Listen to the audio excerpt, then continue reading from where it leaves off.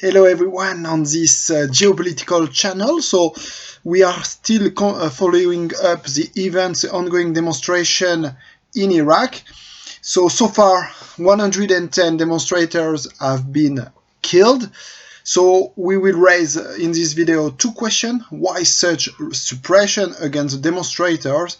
And is there a geopolitical dimension in those demonstrations? We'll try to answer to those two questions. So first question, why such suppression? As we said, those demonstrations just started 1 week ago.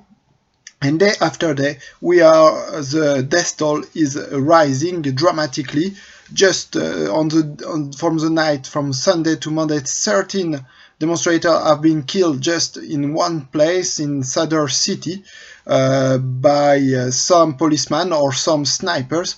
So why such suppression? Why snipers have been placed by the Iraqi government? Why this government, which seems has been democratically elected, to use so much forces?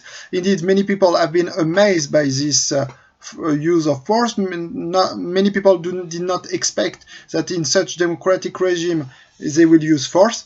And actually we have just learned recently that actually the use of force is not only used by the Iraqi police, but also it seems that Hasham al-Shabi, the Shia paramilitary forces, which now came to Iraq in 2014 to defend the Iraqi territory against Islamic State fighters, now use their weapons against the Iraqi citizens to defend the Iraqi government. Indeed, this Iraqi government is favorable to their views, allows them to use their territory, to also use maybe the Iraqi forces for external operations.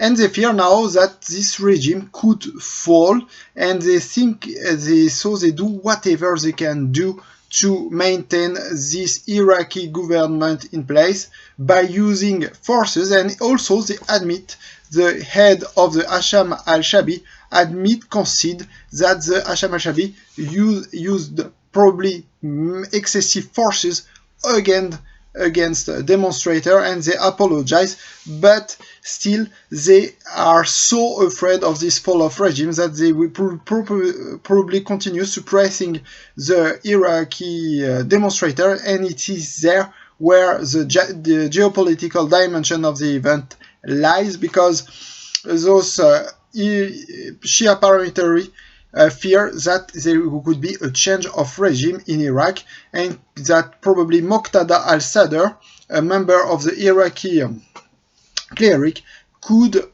come to power. And if it would be the case, we should remind us that he won the election. He came first in the last election in May 2018.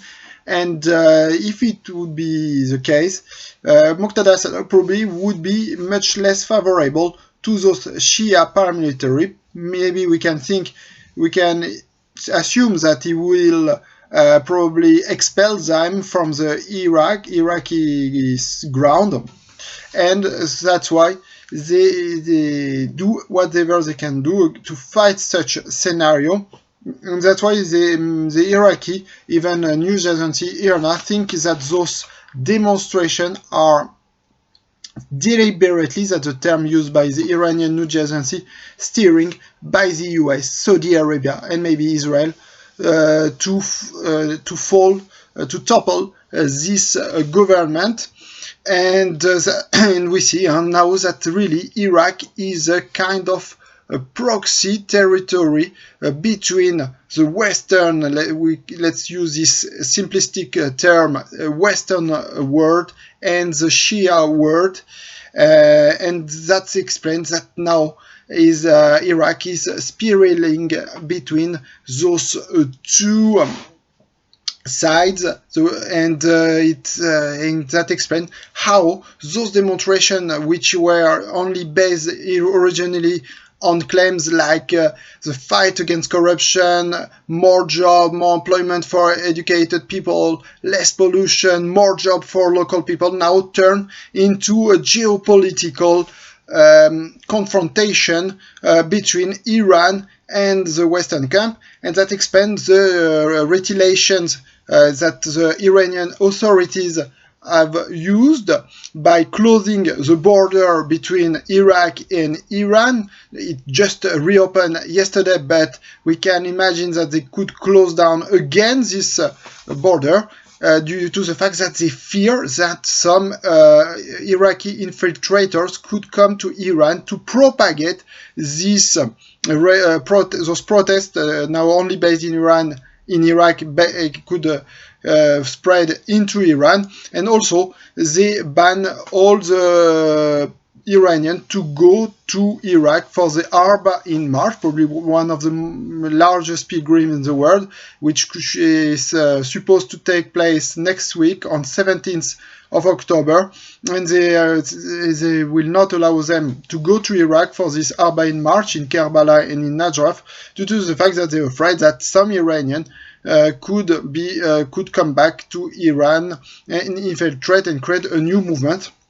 So we see clearly nervousness from the Iranian authority about the current situation in Iraq, which could also have some consequences in Iran. And in this channel, we continue to follow up those events and still to understand what the geopolitical consequences of this movement in Iraq.